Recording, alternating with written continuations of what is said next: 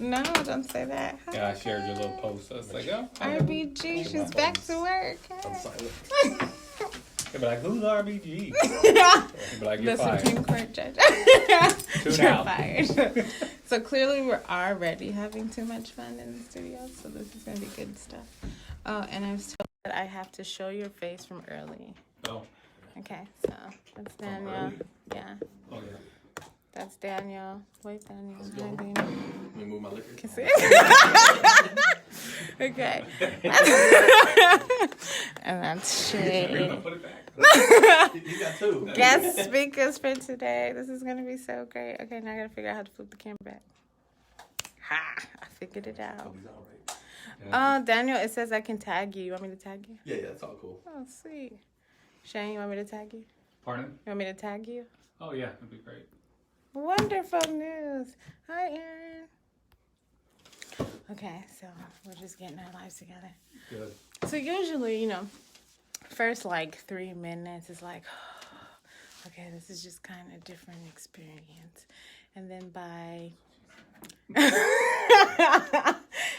like 18 minutes, 20 minutes in, it's like we're sitting in the living room just talking, drinking and eating.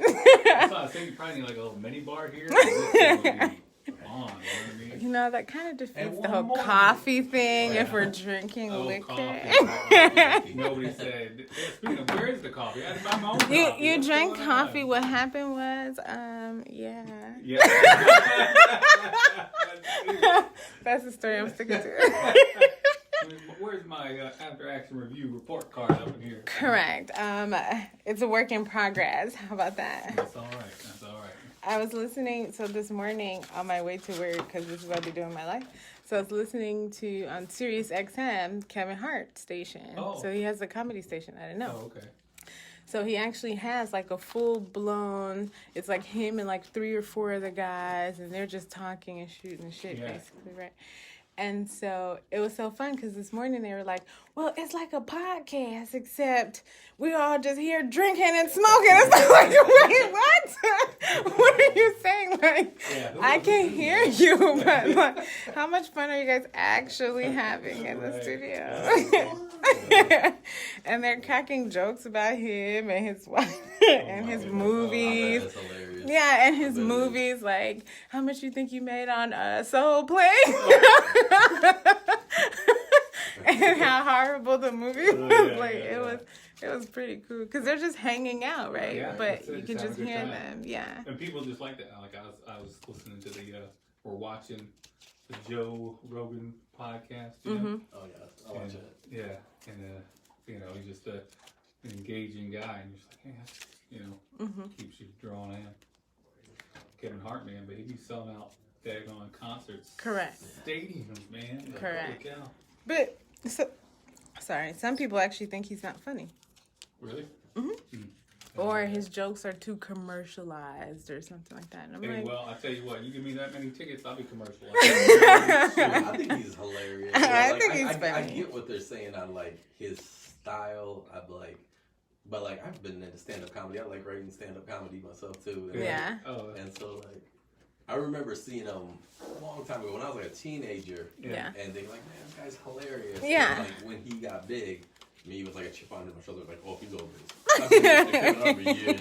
You know, like, Yeah. You know, like, and a lot of those jokes were old jokes that, like, for some reason now hit it big. You know, Yeah. like, he had those jokes in for a long time. Because his collection for a long I've time. been to one of his shows when he was in Lansing, and I want to say that might have been in the early 2000s, maybe 2010 or something like that. Right. And you had to basically sign waivers. Like, you can't bring your phones in. When I was seeing You Chappelle, same couldn't, thing. because in case he recycles his jokes, Mm. you now, airing it on social media and stuff, he won't be able to do It's that. So different they for stand-up restricted, comedy. correct. Yeah, you gotta So they get more, restricted so much. Because otherwise, all your jokes are out there Correct. right away, and you got nothing left for They material. were talking about that one guy who was stealing jokes all the time. I don't remember his name. Matter of fact, Joe Rogan was busting him out. Yeah, it was Carlos Mencia. Carlos Mencia. He was yeah. stealing jokes, and Yeah. Joe Rogan did call him out pretty good on it. Hi, Lala. Stole old Bill Cosby jokes, real Oh, he stole Bill Cosby jokes? old jokes that like a lot of people man. want to know because Wow, because they were like, so listen long to a Bill ago. Cosby album, you know, Yeah. like, so. Oh my my gosh. But yeah, he's still there. Where have you been? Don't mind me. I look crazy. I'm about to do some makeup. I haven't seen you in like a month. I know. Oh my gosh. How you guys doing? Good. Is there any water in here by chance? Or Water. is there water fountain around? I can get you some water. Oh, such good questions and so little answers. No, if we're struggling right now, Anybody tell you to come here parched? You just came for the Baskin Robbins. I don't know why you over here talking to me. Oh man, I'm just messing around. You're the host, right? Okay, I'm just checking. Sorta. That's the story I'm sticking to. Listen, this is a work in process, in progress, you know, and Candy's still in the wrapper. I can't drink. The goal is to make you feel so comfortable that you want to come back. Minus all of the other. Minus all of the other stuff, you know what I mean? If I'd known that, I had a little RWB social up in here just to cover some of the amenities, you know what I mean? Listen, have you ever saw that YouTube video of the little boy? Listen, Linda. Listen. Where is that boy nowadays? That's a good question, you I know. want to see him That's nowadays. a good question. Oh, no. Listen, Judge, listen. Listen, the judge like, listen to these handcuffs. That's what you listen You got a to. pow on it. You got a pow. Oh my gosh. You know what? About to get a pow on it. Like, no, he is just reciting his dad. You know what I mean? Yeah. Probably That is exactly, I think that's exactly what he's doing. He closes his eyes, put his hand on. I want that boy in a t-shirt now. That's what- That is so funny. Just a picture of him when it says listen. Yeah, Everybody yeah. will be like, I like that shit. I like that. Just literally that. Okay. But he, you know, his stuff was pretty good. I'm like, you know, he's got some good stuff there. You know, good material. Good. Maybe he's starting to be a lawyer now. That is so true. He might just be in kindergarten, but I hear what you're saying. Yeah, that's How right. long was that video? He's got to be like 10 now. I don't know. I would guess. I don't know how long It's been a minute. Oh, check 1, 2. Oh, we live now. Oh, you hear something? Let me hear you real quick. I think, yep. Yeah, we got that nice radio voice, man. Hi. I can't hear me. Pull you up a little bit. Okay, pull me up a little bit.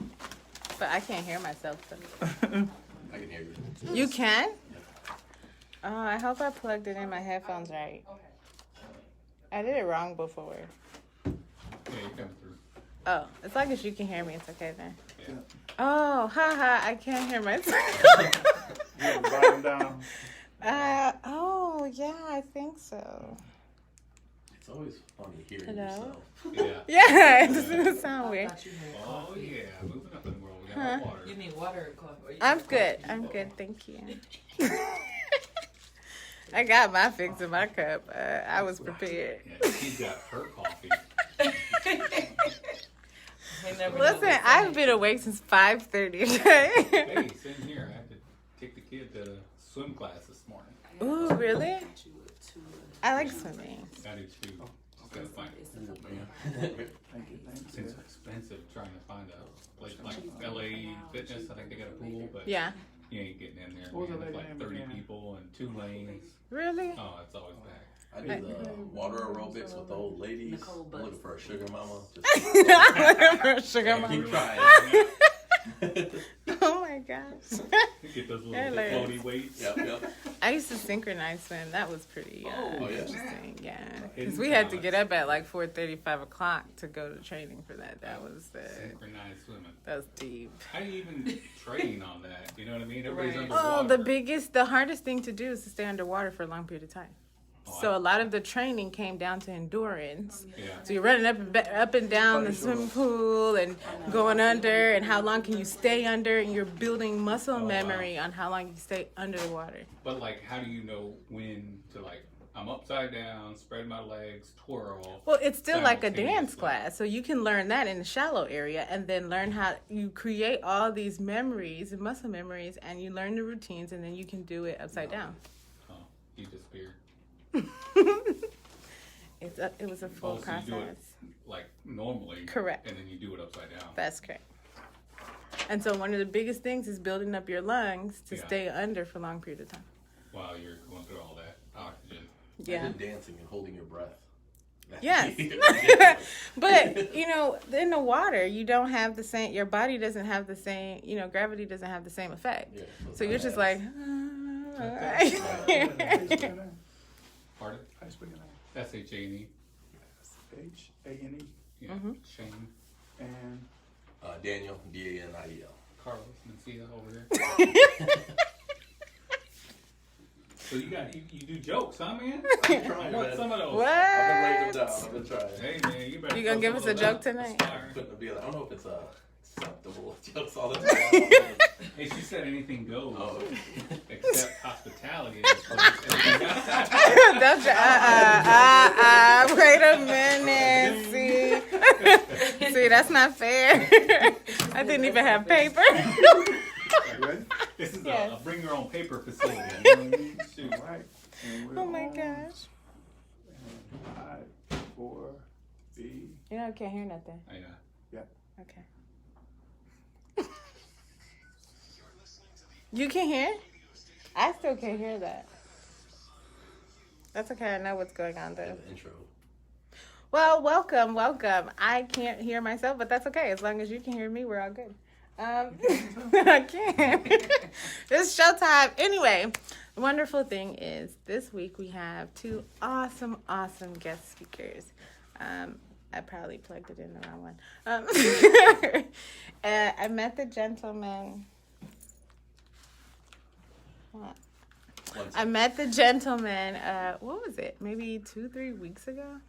And we were having so much fun. We were both at the Veterans, working with the Veterans Court in Redford, Michigan. I volunteer there with any of the civil lawsuit cases that some of the veterans have that's in the treatment program. And the gentlemen were here helping out as well. I'll let you guys talk about how you helped out and what you did on your own. In the meantime, they're here today. I'm so grateful to have them here. It was an amazing time we went to the Henry Ford Museum. And we had such a great time. I don't think we even looked at cars by the time we were talking, but it was still fun. Okay. It was a fun day. Yeah, Good. So, if you want to introduce yourself, I'm going to go with you first because you're closest to me. Daniel Vella, the chapter captain with Team RWB in Flint, and I work at the Veterans Treatment Court. What is Team RWB? Team RWB is a veterans organization. It's a nonprofit. Team Red, White, and Blue is what it stands for. I'm going to go the other And way. their goal, I guess their mission is just to get veterans involved in their communities through physical, social activities, community service, and just kind of things like that. I did that the last time. Go. I can hear myself. Sorry. All right. She's laughing at your little bio. Man. No, I wasn't. I promise. No, I wasn't. RWB's bio. Sorry. Okay. Shane, your turn. Shane Campos retired about a little over a year ago after 21 years being in the military, and worked with Team Red, White, and Blue as well, chapter captain for Detroit, where I like to say we get veterans and non-veterans off the couch, engaged in physical and social activities. So we got to go to the Henry Ford with the Veterans Court and meet some of those veterans out there who are transitioning, and just kind of providing that human connection out there. Sweet. So let me tell you a little bit about how this came about. So my brother, I have a middle brother. My brother is a veteran. And I've been watching him and several of his friends who recently got out of the Army. And I'm realizing that there are just some tools and kits and things and resources that may exist. But once you come out, you may not know what they are. You might still be working on what you want to do now that you're out. Whether that means starting a business, whether that means going to school, whatever it is, him and several of his friends are working on these things, right? and it became a passion of mine to help them figure out what to do next. And if there was anything I could do to help them, that's what I was interested to do. So the goal for the month of February is specific to veterans and them and their resources and entrepreneurships and business and figuring out exactly what's out there. I know everybody can Google things, right? Easy. The hard part is finding resources that you know work. Right. Finding resources that you feel comfortable with or that someone else has used. It can say, hey, I recommend such and such or this company, this website or whatever like that. So my goal with you both, because of course I had a goal when I actually guys go to the show, was I thought it was really cool that you both were veterans. Right. You see, I'm not one, right? And so I can have a passion for it, but I can only empathize. I can't actually relate. But you guys can, right? So they So, tell us, yeah. So, thanks, Shane. That's right. So, well, then I'm gonna start with you. So, Oh, no. what Let's see how this is going. what made you decide to join the military, and which branch were you involved with? So I joined the Army, and they got me the recruiter. They're pretty smart, so they called me up, but I was like 17, and I know everything at that age. And I says, hey, you want to join the Army? I'm like, hell no, I don't want to join the Army. Are you crazy? So my father, he was in Vietnam. He got Agent Orange and he died. So I kind of had this, space against the Army, if you will. And I said, well, I'm going to join college. I'm going to go be a psychologist. I had all these great ideas. And he's like, oh, man, that's fantastic. I'm like, damn right, that's fantastic. What are you telling, man? You called me. And he's like, man, what is that, like 8 years? I said, yeah, man. He's like, oh, that's fantastic. And he's like, well, how are you going to pay for that? I said, oh, shit, man. That's a damn good question, I said, I looked around my 2-bedroom house. Mom's working at Kroger's. And I said, oh, man. And so out of Houston, Texas, I joined up. And if you join out of Texas, they pay for you all the way up to a PhD. Oh, wow. Which is kind of hard to turn down, right? Right. So I was like, I'm just going to do the minimum. I'm going to do 3 years and I'm out. And 21 years later, it's been a good ride. Whoa. Yeah. So it was good, man. I love the Army. I love what it made me, who I became, what it taught me, the people you meet, the experiences you have. I don't have anything bad to say. That's amazing. Yeah. So how far did you go? So I was enlisted. I came in as a private. Okay. Did nothing. And I went to Iraq in 2003. I was a staff sergeant. I came back and I said, man, I'm going to go warrant officer. So I was a light wheel vehicle mechanic. And I went warrant officer 2005 time frame and retired as a chief warrant officer for 21 years. Wow. That's deep. That's pretty good. And they got all those paid vacations along the way, Afghanistan, Iraq, Korea, works out. So did you retire just because you reached 21 years? Did something happen? No, yeah. So I was stationed up here in Detroit at TACOM for about 3 years, and I was supposed to go back down to Fort Campbell and deploy.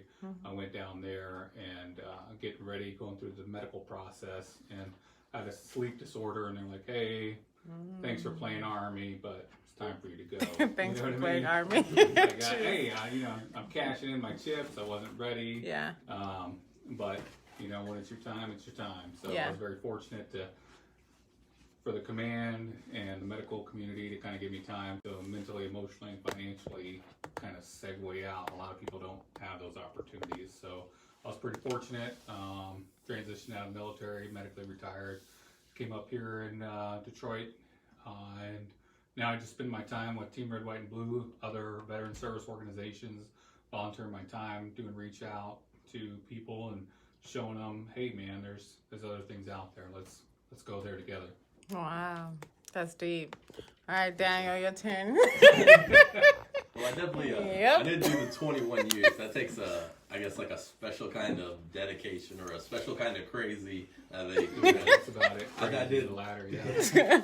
I did my 4 years. I joined up in 2005, and I joined the Marine Corps infantry, and I was just I always like looked up to the military people. My grandfather was in World War II. He had Bronze Star, POW, Purple Heart. I just thought that stuff was really amazing as a kid. I brought it in for show and tell and things like that. But as I got older, I don't know. I really liked the Marines. I had the poster in my room in high school. Wow. And so I graduated high school, and I didn't know what else to do. I was a kid from Flint, not a whole lot of options, I didn't think. So I was like, let me try my shot at this, you know. And infantry, 4 years was it, 05 to 09. Couple deployments to Iraq and Afghanistan. But I don't really got nothing bad to say. It taught me a lot. Of course, there were hard times and things, but I won't take it back for nothing. It was great. You know? Yeah. No, I don't necessarily think you have to say something bad, right? Right. Because at the end of the day, it's a life experience, Yeah. right? And you also can't go back. So you can only move forward. Watch me. You got that magic? That's Okay. right. So I have a question for you both. Now that you're both veterans, right? What's motivating you to keep going? Wanna handle that? Well, for me, I'm going to go down a level. So I was at Fort Campbell, a geographical bachelor, so my family was still here in Detroit. And I was just kind of biding my time, transitioning out of the Army, but I didn't really have much to do, right? So I'd go to work, come home, sleep, wrestle with my depression, anxiety, PTSD, and all that jazz, right? Had my daughter there, but I needed something to do with my daughter. RWB had a chapter at Fort Campbell, and so I met the people there, and she made some friends through that network. And Monday came along, and there wasn't really much going on, so it was like Tuesday they had the soup kitchen, right? So I'm like, okay, I can go clean some dishes, you know what I mean? So I go clean some dishes. There's not a lot of, you don't know anybody, right? You're just kind of on your own. I can clean some dishes. So then on Wednesday, it was game night with the veterans, and I'm like, hey man, old folks home, man, I can hang with these guys, right? I'll show them who wins at dominoes. But so I did that, and then Thursday, I was still in the Army. I had to run, so I'm like, all right, let me go out with RWB and go for a run. I got to stay in shape. So Friday came, and it was coffee at the old folks veterans home, and I looked back and I said, damn man, I'm out of my house every day of the week, which was kind of a forcing function for me, right? So you can look at the signs and symptoms. You can say to yourself, I'm not where I want to be. I need a community out there to support me that maybe I don't have right now. So RWB and Fort Campbell chapter, give a shout out to Harriet Williams. She was the chapter captain at the time. And, Sweet. And, you know, just having that non-judgmental, open acceptance of come as you are was huge, right? Like they say, it's kind of hard to make friends as an adult, right? Right. And RWB makes it really easy.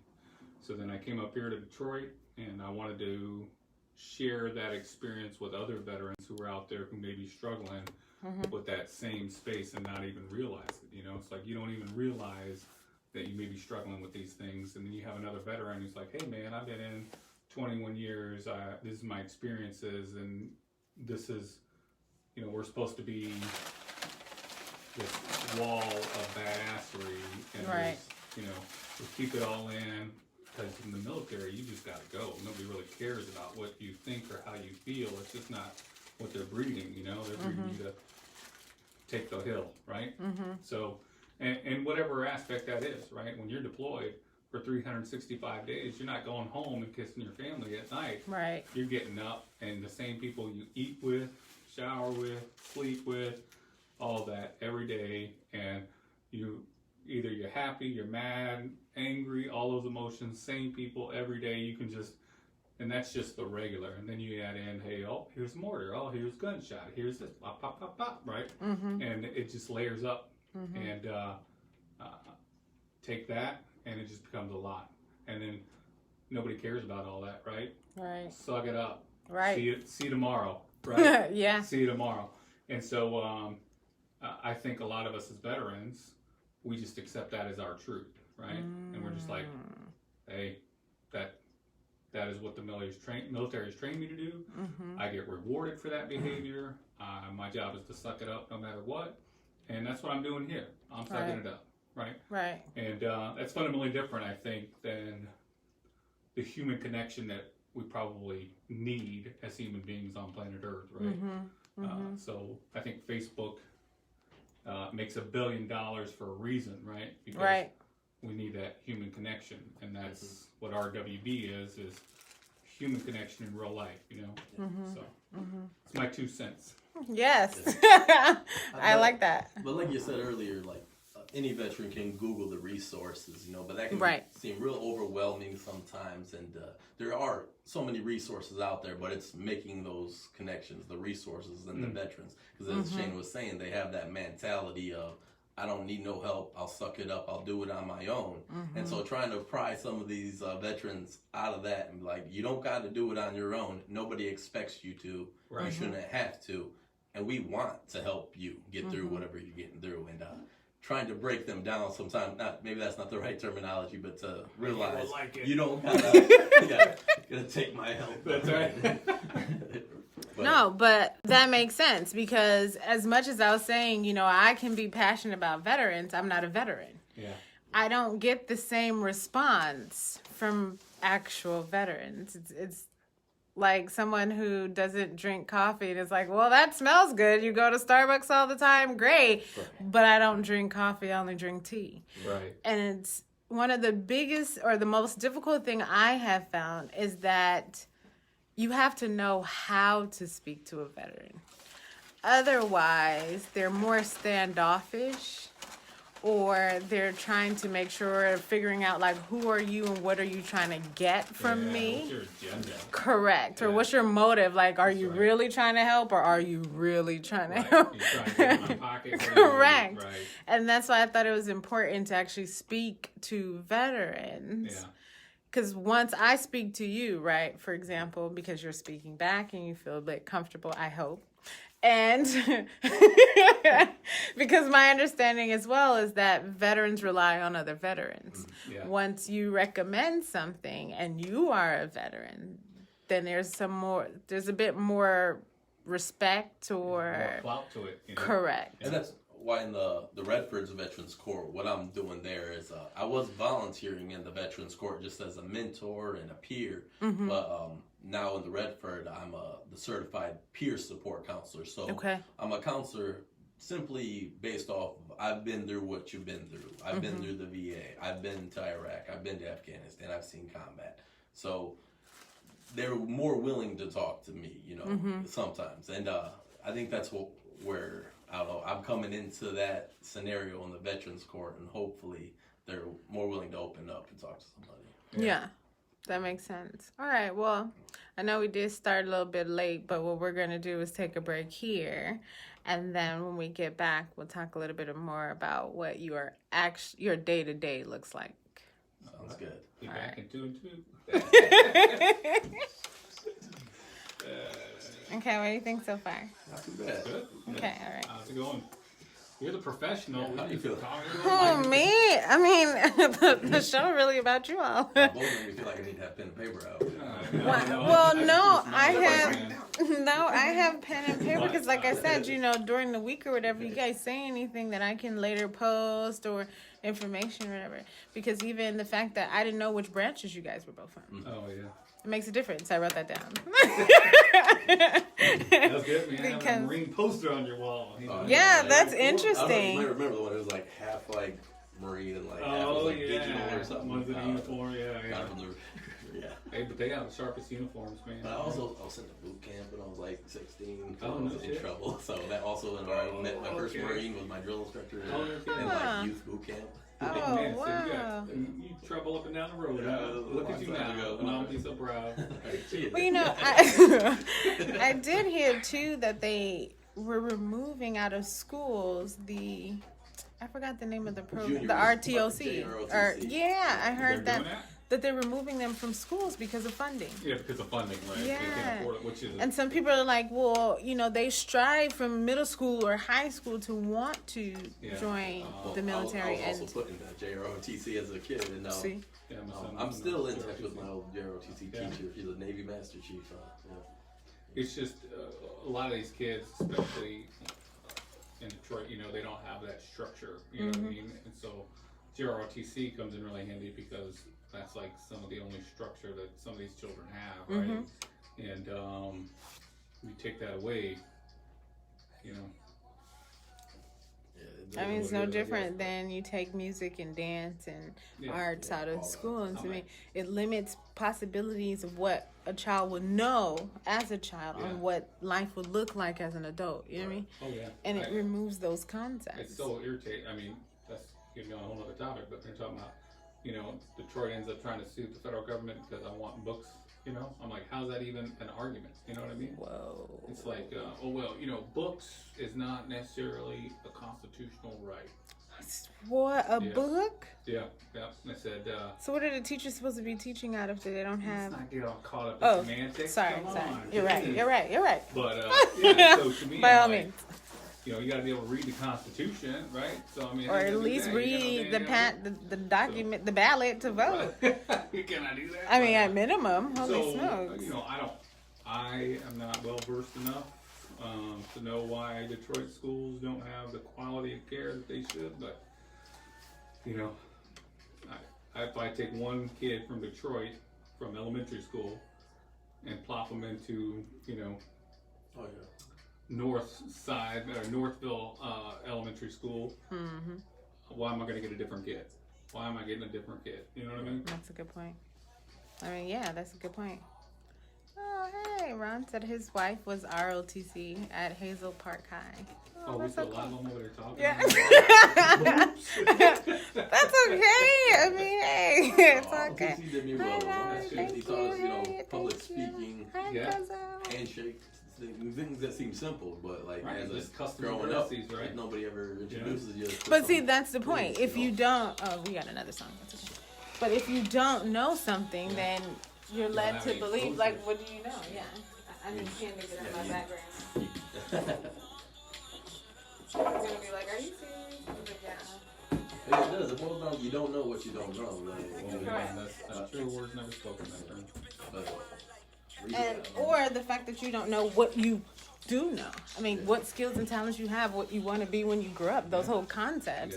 If you don't know what's out there, I'm thinking right now with my boys, like we're driving by stuff, and I'm like, see that they're building a house. You can build houses. See that's a police. Correct. I got my boy in a play, the Wizard of Oz play now. Oh, Not that I've ever been into that, Yeah. but just try something That's new. awesome, man. Do something. Just to See try. what you can learn Correct. from this, and everything.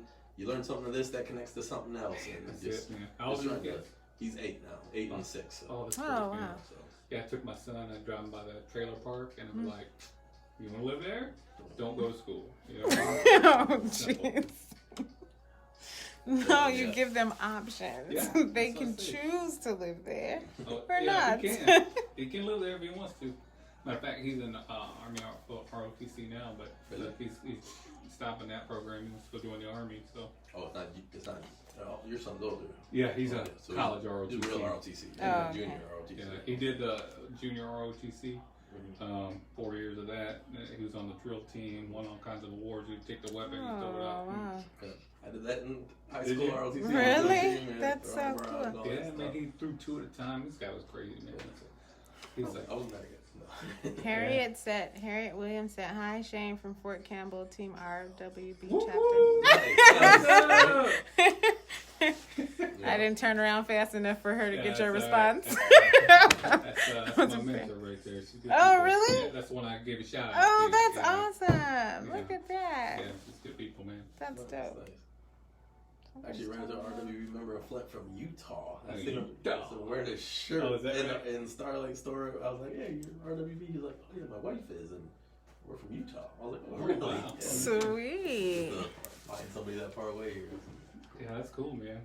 Yeah, that's that thing, man. That symbolism's so significant, you know? Mm-hmm.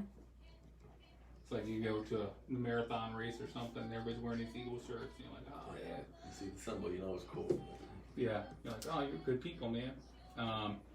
So you say, did you want to talk about other veterans programs that were out there also, or how did you Yeah, I work want to do that in the third section though. Okay. So after the next break, because we're still talking about you guys. Okay. About you would like it. Yeah. See, this kind of music and no alcohol just don't mix. I warned you. We do calm, cool, and collective.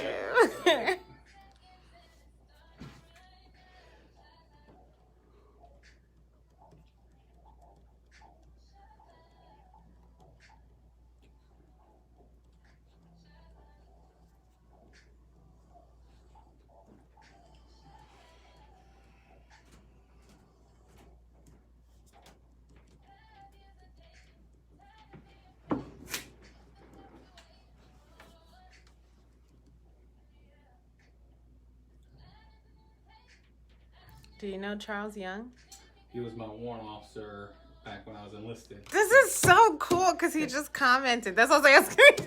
Because he Where are said, my friends? I got friends with you guys. he said, I applaud you and everyone engaging in this topic and spreading awareness. Yeah, he So was way to one go. of my mentors when I was a staff sergeant, and we went to Iraq together in 2003. And yeah, now he's a Wow. big time Customs Border Patrol guy, and That's awesome. so yeah. Well, thanks for tuning in, Charles. Now he's got Pretty a dope. Ask Chief website, so like he mentors veterans through your website, trying to help them gain employment, tips and Okay. tricks on how to, get your resume straight, things like that. So another shout out there. I like that. See, that's something I can write down, Daniel. Put you on a piece of paper. That's dope. Yeah, he's out in the Chicago area. Oh, yeah? See, that's the part two I like about the podcast or even Facebook Live. It doesn't matter where you are. Ready? Oh, sorry. I'm breaking a sweat. I mean, hard labor over here. Put it on headphones. What's that? Put it on Oh, headphones. yeah. Breaking a sweat. Why are you sweating? Shoot. Oh my gosh.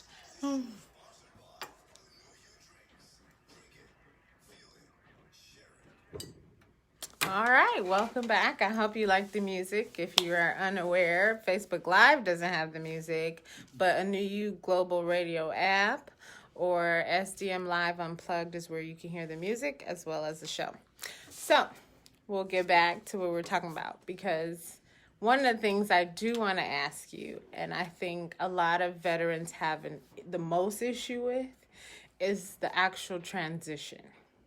How long do you think it took you to transition from an active duty personnel to a civilian and fully get acclimated? Is that a hard question? I would like to rephrase it to how long it's taking me. Okay. to transition. Fair.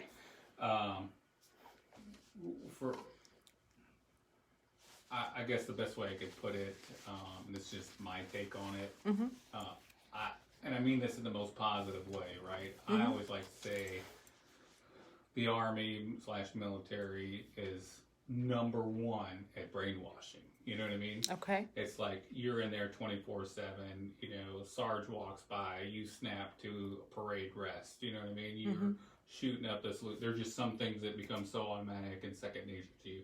Now you're living this every single day, right? And there's very few spaces where you're just kind of like, lack of a better word, just kind of like slave to somebody else's space, if that makes sense. You know what I mean? And I'm sure there's a better word, but when somebody walks by, you're like watching what you're doing. Your whole entire space that you physically live in is being metered and measured, right? And then to the point to where you're responsible for your wife and your kids, right? So if your spouse is acting like a yahoo, that reflects poorly on you. So it's just like your sense of self really gets kind of depleted, if that makes sense. Okay. So now you come out, and I think the military gets you prepared for selfless service to a whole nother level, right? In the sense that it's not about me, it's about the mission. It's about, okay, this happened, great, what's the obstacle, how do we get past it, how do we do X, Y, and Z, very task oriented. And I think that's what's great about veterans is whatever barrier you put in front of them, they're going to go over it, through it, around it, and they're going to make the mission happen. Probably to the cost of their own well-being. And I think that's the divide, right? So when you go from that mentality and you're getting rewarded for that success of that type of personality traits, you lose that sense of self, but you're getting rewarded for doing all these other great and wonderful things that are important to the mission and important to the people and important to the community. But what about me, right? Now you transition to civilian world where it's kind of All flat, about me. right? It's all about me, right? What? Who cares about everybody else? Right, you know, Yes. like, and I'm not saying that society is selfish, people are selfish, but we are generally consumed with what's going on in my world, I right? Yes. think it's human nature to look Human out for nature. yourself. a Right. little Yes. bit, you know. Yeah, absolutely. Yeah. And so you wake up and you're like, I have my kids, I have my car, I have my house, I have things that I have to do. I don't have the time or energy to, or the insight, right? We talked about you don't know what you don't know, to worry about all these other things, right? And that's, I think, fundamentally opposite. And so now you take a veteran who is like, hey, come to a space, hey, what are we doing, team? How are we working together? What are we getting done? And everybody's looking at you like, I'm just trying to go on my lunch break, dude. You know what I mean? And you're like, there's a gap, right? Right. And I think the best way I heard it was there's this culture, it's a good way to say it, right? There's this military culture where if I see Daniel, we automatically get it. There's this unspoken bond that we have, which automatically brings us closer. And Okay. I know there's things I can say or do or talk or play grab ass with him or whatever, and it's just oh, yes, I can. No, you can't. So just that, ribbon and back and forth, and it's just that comfortable nature, right? So then you talk about transition. So you take one culture extreme and put them into this other culture, and you're saying the way that you have been operating is great, but not everybody has the same mentality as you. So good luck with that, right? And so what I like about RWB is that it brings veterans and non-veterans together and kind of helps you acclimate and brings you into the community, and it's saying you don't have to be all or none. You're not just a veteran. Got You're it. a veteran, you're a father, you're a brother, you're a husband, a wife, and you're also a member of the community. You're all of those things. You don't have to just be one thing, and I think that's huge. That's interesting. I think my experiences differ a little bit just because, Shane retired. He did 21 years. I did a minimum 4 years in the infantry. But when you join at 18 and you're only going to do your 4 years, you get in there, they still look at you like a kid. They're going to treat your personal life, your work life mesh completely. Some guy gets a DUI out on town that weekend. Everybody's in trouble. Everybody's hearing about it. It's not his problem. It's the platoon's problem. Got it. Right. And then you get out, your work life, your personal life aren't so mixed like that. You don't have people telling you 5 a.m. here for, formation. And if you're not there, at 4:45, someone's banging on your door, Vela, get up, we got formation. Nobody's banging on my door at 4:45 anymore.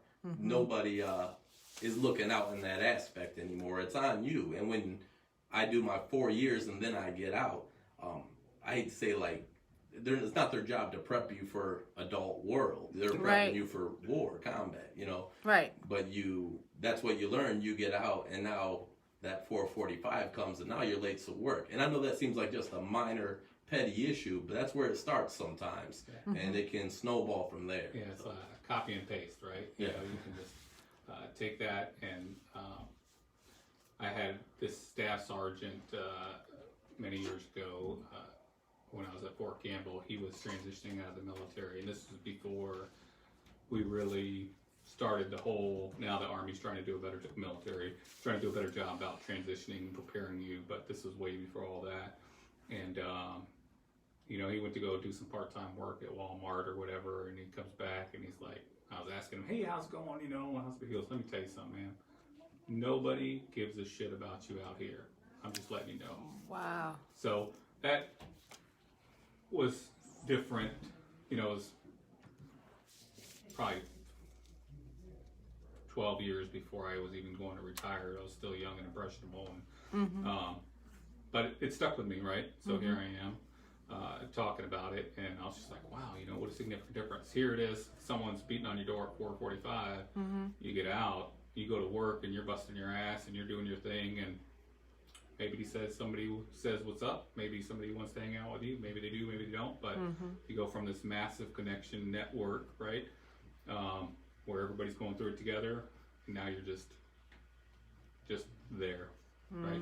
And so now you have to build all these different social networks, you have to rebuild this trust branding thing, and what are people's motives. When I'm in the military, I say, oh, he's got a uniform, I know he's got the same ethos, the same value systems, we're all trained with the same type of mentality. I know that if we're at war, he's got my back. In the civilian world, maybe you do, maybe you don't, I don't know. But I know you at 5 o'clock you're really wanting to go home, right? You know? Like, Yeah. okay, well, hey, we still got this stuff to do. No, it's 5 o'clock. I don't want to bust any union rules. I gotta be out of here. At 4:45. 4:45. Okay, so let me ask you this. How long have you both been out? Because I know you talked about how long you were both in service for, but for you to even, I gotta say, I'm pretty honored for you guys to even come on here, because I have talked to veterans who are just like, no, lady, I'm not. I'm not talking to you. So, how long have you been out? I've personally been out since 09, so it's been 10 years Okay. for me going on here. Okay. September 2017, so a little over a Okay. year now. All right. And being that you are out, and I know that you are transitioning, do you think RWB actually helped you get to this point where you can even publicly say, here is what I'm going through? I think it's helped me tremendously, and it started with me. Okay. Just by kind of trying to bond with my mom a little bit. We were going on walks together, and excuse me, RWB was doing it. They were hosting these run/walks every week, and I was like, Mom, when you want to get back in shape, you can come with me, and that's where it started. But it was great because I had that the connection between some fellow veterans out there, but I could bring my mom, my kids along, and bring my family into that world a little bit, and it did help me. I've grown a lot since, and I've only been with RWB maybe going on 2 years now. So. Okay. How about yourself? So the short answer is absolutely, right? So for me, I'm very good at keeping to myself. I'm very good at just being in a silo. I call it hermititis, right? And I'm good there, and I'm comfortable, right? But there's the information's out there. When you put yourself in that hole, things only get worse, right? And you have my children that depend on me, my wife depends on me, all these life depends on me, and I'm like, okay, you can go and stay in this dark hole and you'll be fine because it's just you and you put up your walls, but is that a life fulfilled? Is that your best life? You know, and it's not my best life. So I continue to push through, struggle, and work outside of that comfort zone with being a chapter captain RWB. So I do a lot of different, what I call them, forcing functions. So I may not be necessarily comfortable to go to this event or that event and be like, maybe anxiety speaking, but I'm like, you know what, this is better for me. the end of the road will be better, and you're impacting other people's lives, right? And so looking back, I can see that I'm much better now on my journey than I was when I started, and that's absolutely RWB. Okay. And so do you think, like, how did you get into this leadership role? Did someone recommend this as part of the process of the transition? Is it that you just love the program, that you're like, hey, I want to do it? I think it was with the Flint chapter. I just joined as a member. I'm just going on the walks. I went to a few social events, and they did bring it to me. Would you like to take over a leadership position? And I kind of went out of my comfort zone and took the social director position starting off, and just hosting game nights and things like this for veterans and their families and stuff like that. But I enjoyed it. I enjoyed helping people, and I realized as I was doing it that it was helping me, which my leaders at the time knew it would. I didn't, but I went for it, and now I'm the chapter captain there in Flint, but it helped me a lot. So. Wow. Yeah, I started off at Fort Campbell just as a member. I didn't hold any leadership positions down there, but I was watching Harriet Williams asking her a whole lot of questions of like, why do you guys do this? How do you do that? And I was just like brainstorming of like this fascinating organization. Then I came up here to Detroit. I was coming back up here, and my wife Jenny, she would be joining with the events with the Detroit chapter and doing yoga and stuff. And so we did a couple socials with these guys, and they invited me to become part of the veteran engagement coordinator, and opening led up for the chapter captain position. And they kind of, talk amongst themselves, hey, we vote for you to be in, but then it goes up to the, regional level, and they kind of do their interview, hey, we want to make sure that you're the right guy for the job. We need you here for at least a year for that continuity piece. And here we are. Wow. And just for the viewers again, RWB means? Red, white, and blue. Team Red, White, and Blue. Yeah, it's pretty complicated.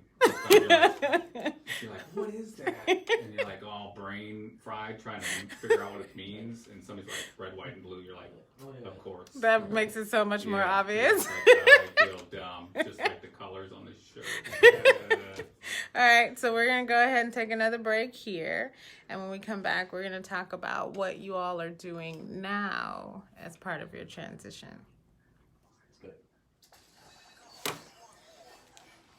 Okay. All right. Still okay? Not too bad. Good. Okay. All right. Yeah. Deep thoughts up in here, man. Well, here's the thing. You see, if I had gave you the questions at the end, That's right. I'm not even sure if you would have showed up. Yeah. Well, Daniel, you got this, right, buddy? All right. You're looking out. That's how I said it all worked out because I left all my notes. So I can't even wing it. I can't even intentionally try to get you. I just think that a lot of the transition is the hardest part. And like you said, a lot of times when you hear about a transition, you always think there's an end point. Right?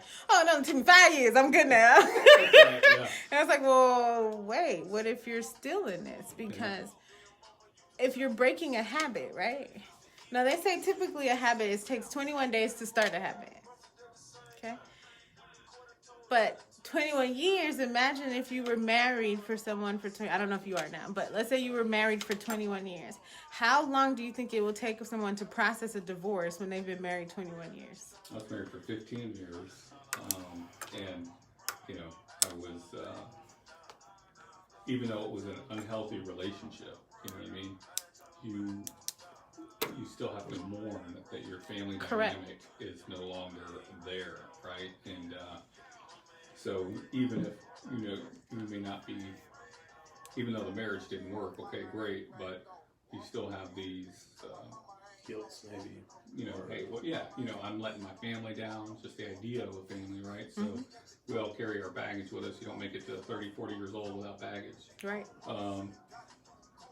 So, you want for your kids better than what you had, right? Right. And so, Kent, I'm on Facebook, duh. I can't. I think too, sometimes that transition can take a long time because Correct. you can go years without knowing that you're not transitioning. Yeah. Yes. You know, like I got out, I was probably 3-4 years out before like some people started telling me like, man, you need to go talk to somebody, you need to maybe, you know, things like that. And again, you're like, no, I don't, I got this, I'm fine, you know, and you tell yourself I'm fine for a long time, you know, and so it just extends that process of healing when you don't even know that you're in need of healing or you're denying it to yourself maybe. Yeah. You know? Right.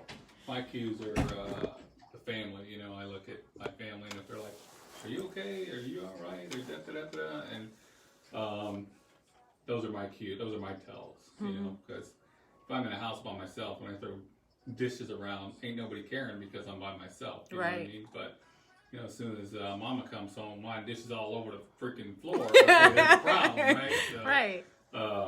Yeah. Dinner wasn't on the table. Where were you?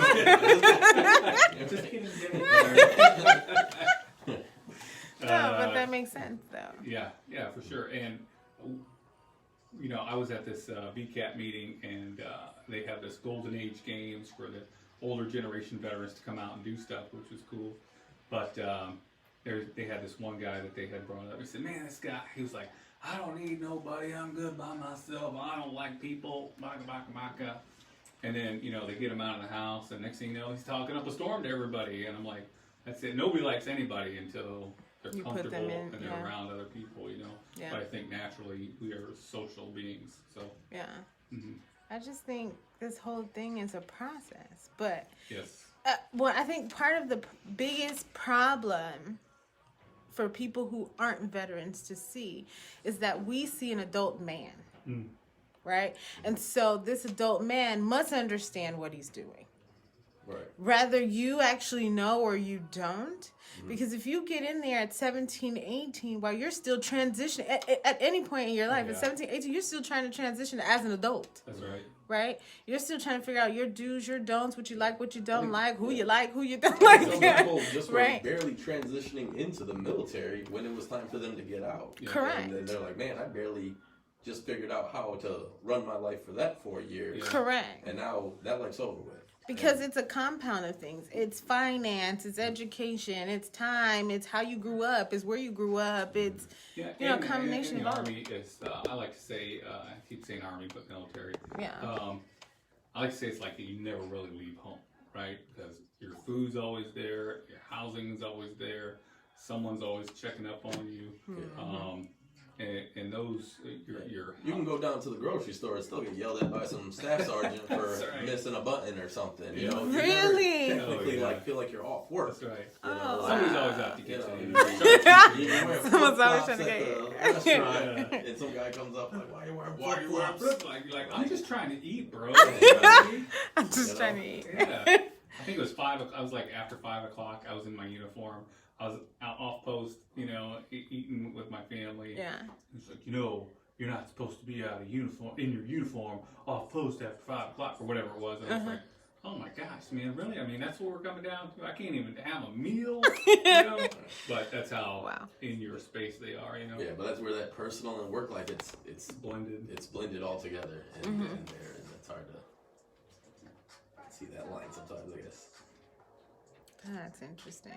So, what would you I don't want to ask you that because it just made me come up with a question. Okay.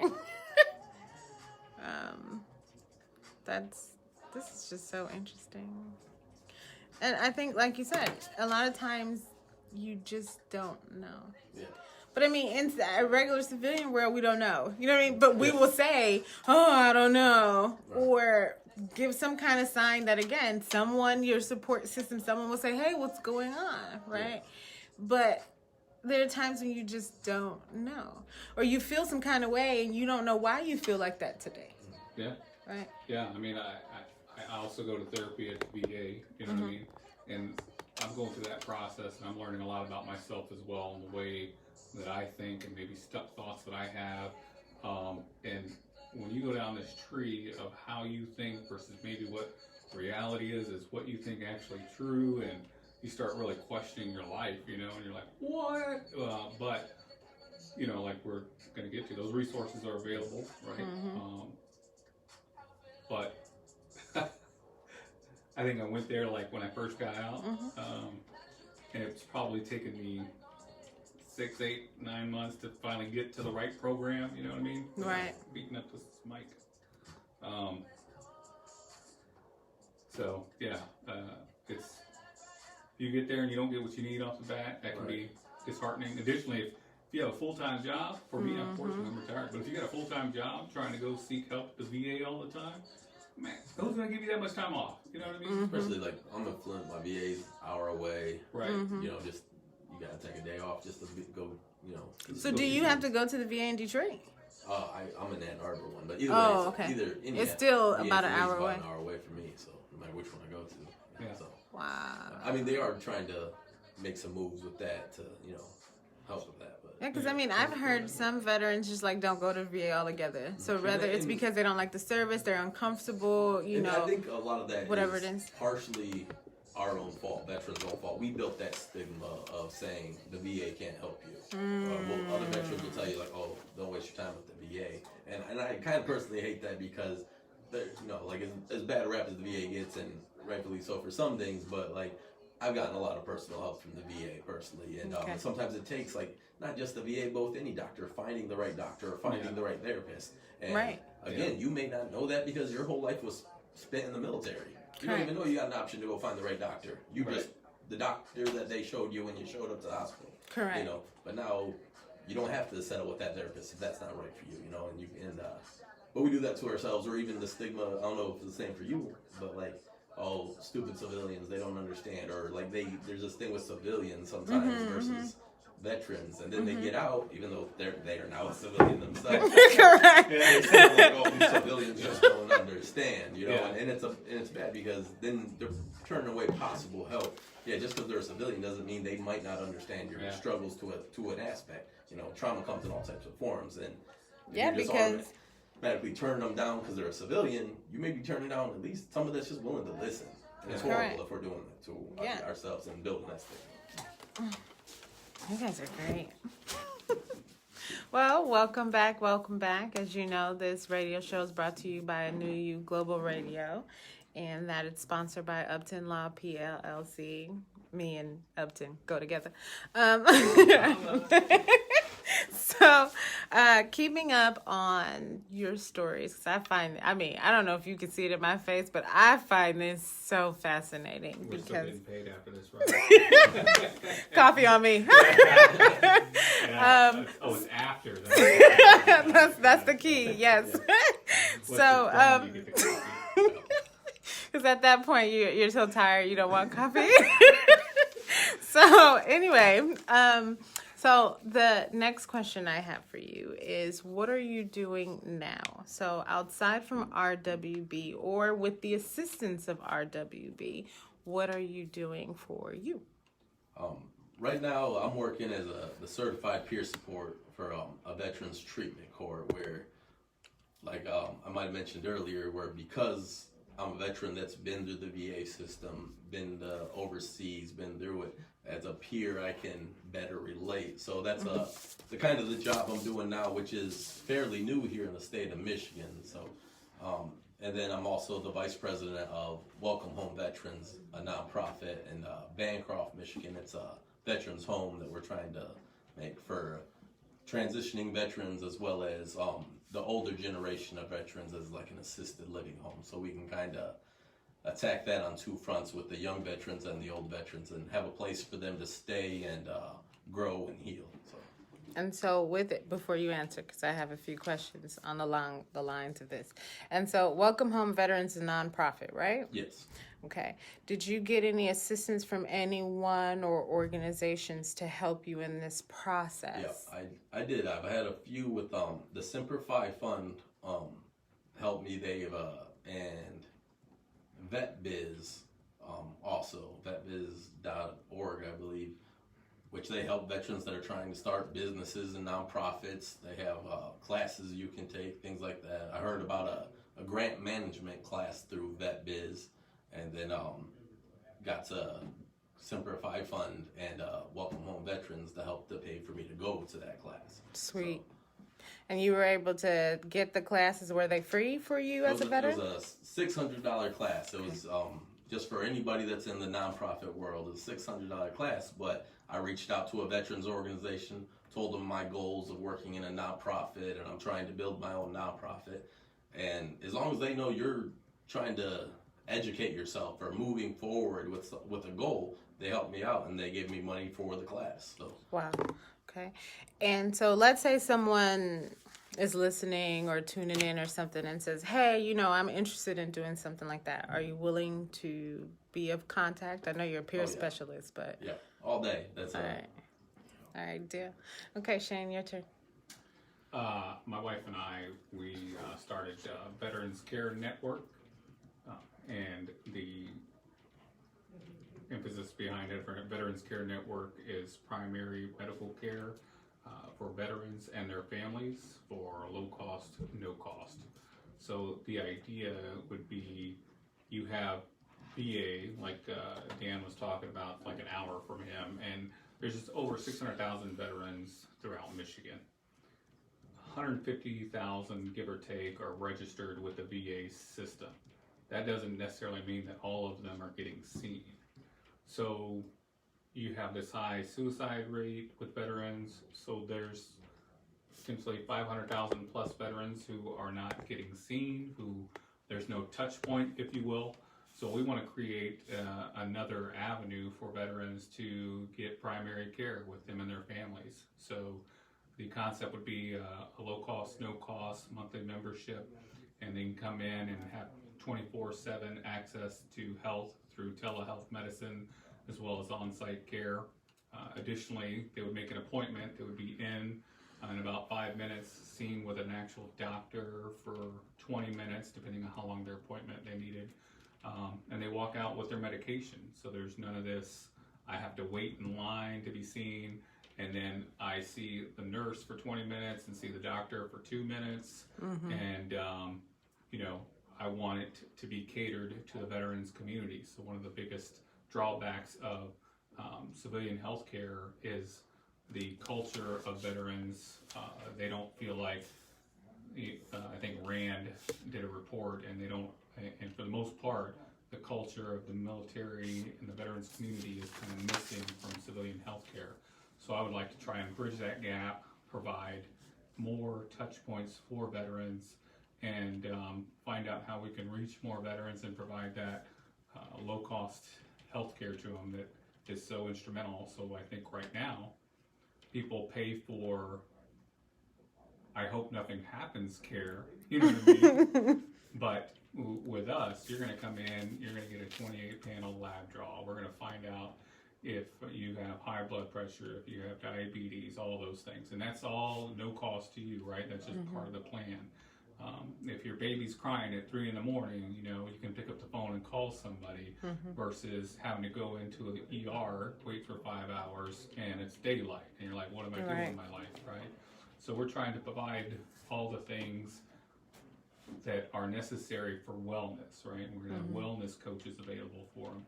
So all these things as a whole health approach for veterans and their families. Sweet.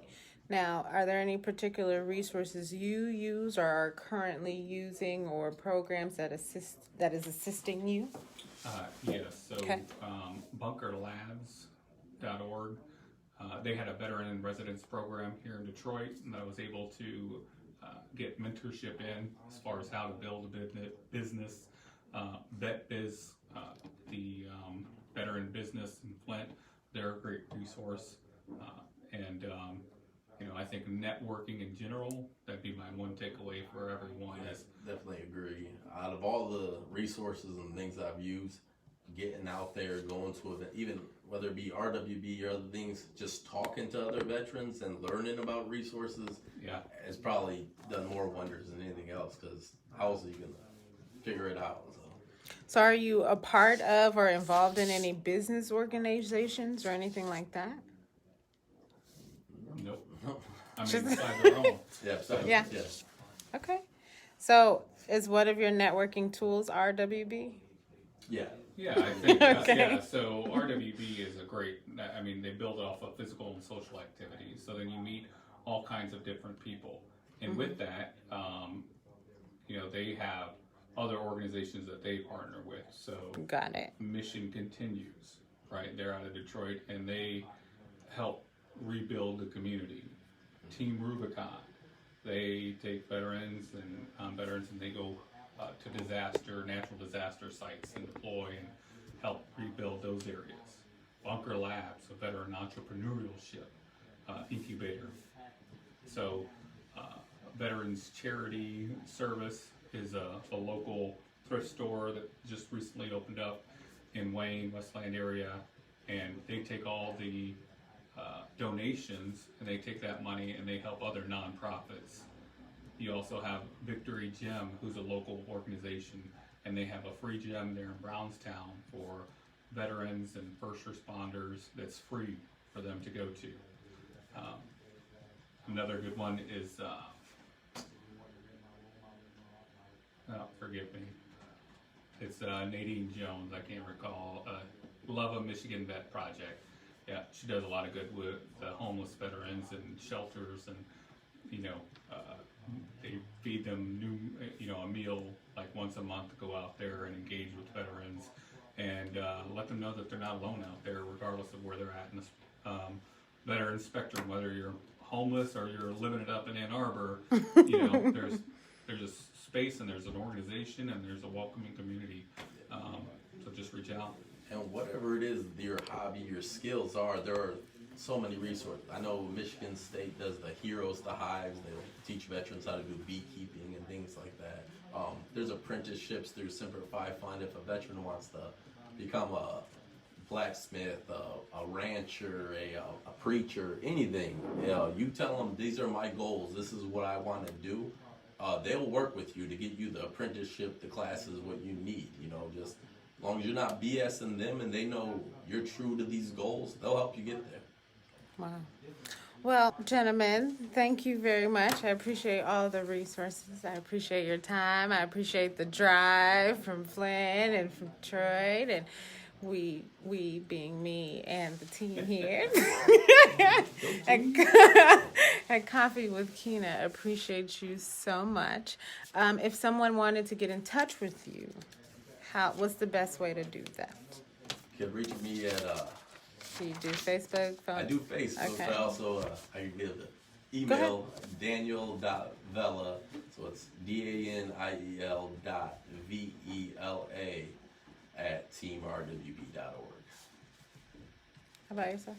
Shane, SHANE.Campos, CAMPOS @teamrwb.org. All right. Well, You can go also join us on, you can register on teamrwb.org. If you're a veteran, you get a sweet free dry foot t-shirt, less $5 shipping. I'm gonna point that out. And if the $5 is a problem, just let me know and I'll get that waived for you. And you can also check us out on Facebook at Team RWB Detroit or Team RWB Flint. Thanks for that. I got you, bro. Well, gentlemen, like I said, thank you so much. I don't want to overstay your time. You got to get back to your families. But again, appreciate you so much. For everyone else, until next week, we're doing Veterans in Business for the month of February. Please stay tuned because there's so much more. Until next week, take care. Have a good rest of your week. Thank you. Thank you.